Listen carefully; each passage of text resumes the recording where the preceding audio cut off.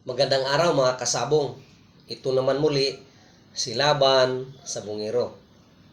Inanyayahan ko kayo na mag-like, share, and subscribe para updated kayo sa ating mga videos. At least,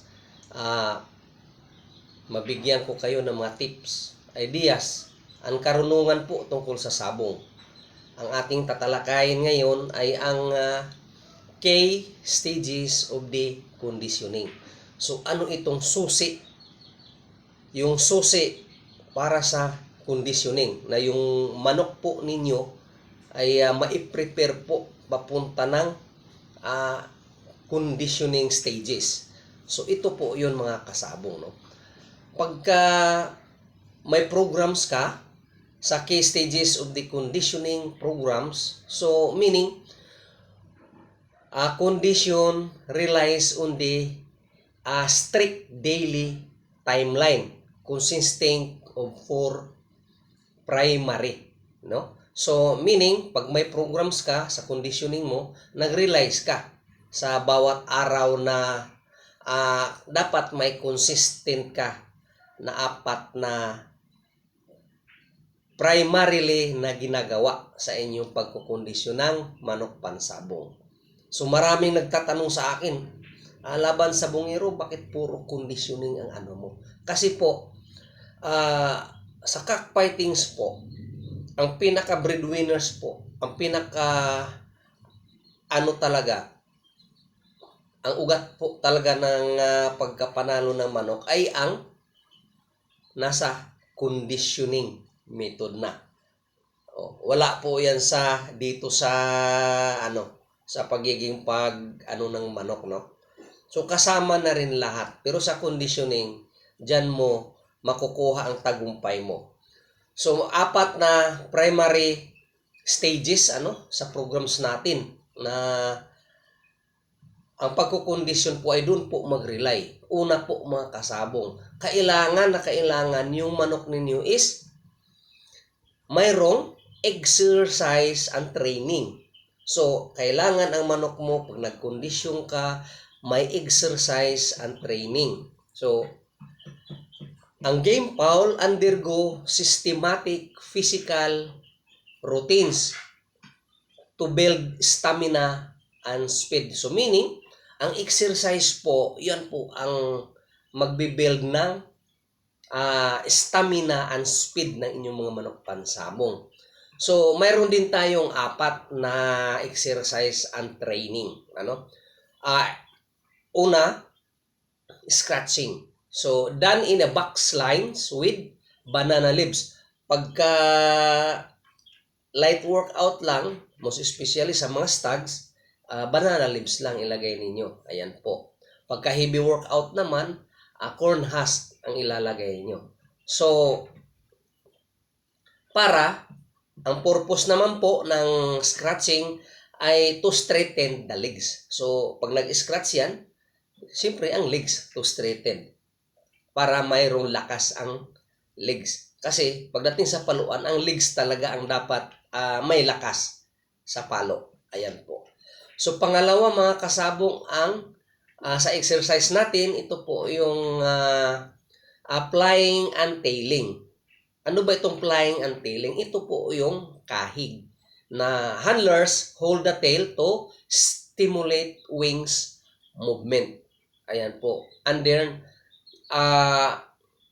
can reflexes and leg strike. So, yung kahig. So, isasampi-sampi mo sa kahig, pinapalipad-lipad mo, but still, hawakan mo na hindi masyadong magpang-abot. Nalilipad lang siya. So, magkakaroon ng reflexes yung pakpak. Flying and tailing or kahig. No? Ikakahig mo. Ayan po, ikakahig mo yung manok pansabong ninyo para magkaroon po ng wing exercise. Ang reflexes ng legs, papalo din yan at saka yung pakpak. Ayan po. So pang-tatlo mga kasabong, ito po yung sparring or salpok, no? Period controlling practice fight using padded spores for sharpen reflexes and familiarize the bird with different feathers and fighting style. So, kailangan salpok mo. Isalpok mo siya sa puti, sa itim, sa different colors para hindi siya manibago. Even yung mga binabae, most especially doon sa mga binabae, dapat may binabae kayo. Dahil most probably, pagka ang binabae po, unang buckle, pagka, yan po lamang na binabae. Dahil yung lalaki, yung color ng mga pula na yan, hindi yan, kasi akala nila babae, hindi yan, talagang todo yung lakas ng palo. Ganti na lang yung sayo, patay na. Okay. So yan po mayroon tayong nutritional shift din.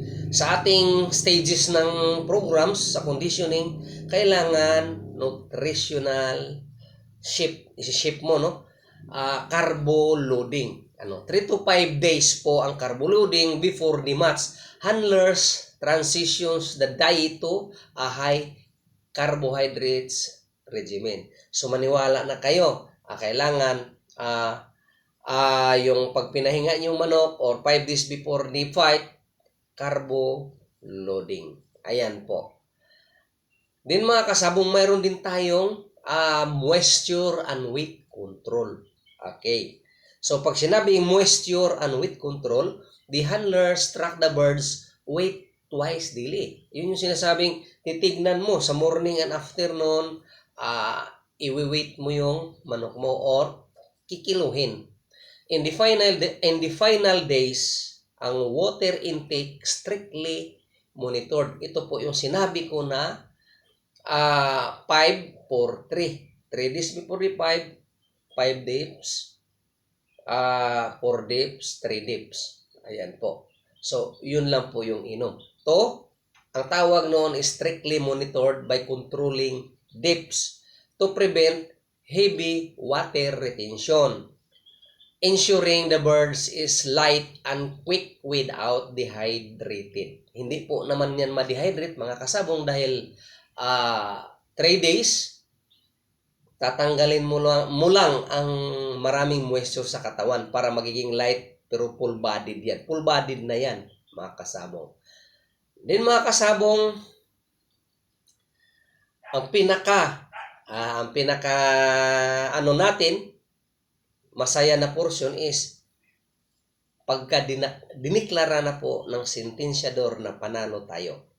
Again mga kasabong, i-recap ko po mga kasabong, case stages of the conditioning programs. Kailangan may susi tayo ng mga programs para sa conditioning para maihanda natin yung ating manok pansabong. Una mga kasabong, exercise and training. Mayroon tayong scratching, banana leaves, light scratch, light workout, corn husk, ito po yung mga mais, heavy workout. Mayroon tayong flying and tealing, ito yung kahig, dapat ikahig ang manok. Mayroon din tayong isalpok muna ang manok, and then punta tayo sa 3 days before the fight, which is the carbo loading. Ayan po. And then, titignan natin yung ating manok, yung kilo, para ma-monitor natin yung fighting weight. Kailangan ang manok magaang, buka, malaki at shiny yung feathers. And then mga kasabong, environmental conditioning, Pag sinabing environmental conditioning, ang rooster are exposed to the loud, reduced, and bright artificial lightning during the table exercise. So kung may table exercise kayo, maganda rin dahil nga hinhipo-hipo mo, pinaplap-plap mo yung manok. Ayan. So mga kasabong alam naman natin na kailangan ng manok natin na sanay sa tao, sanay sa ingay, at saka sanay sa ilaw. Ayan po, para hindi magiging tanga ang ating mga manok pansabong. Again mga kasabong, inanyayahan ko kayo na mag-like, subscribe, follow, sa ating YouTube channel para marami kayong matutunan. Maraming salamat po sa inyo.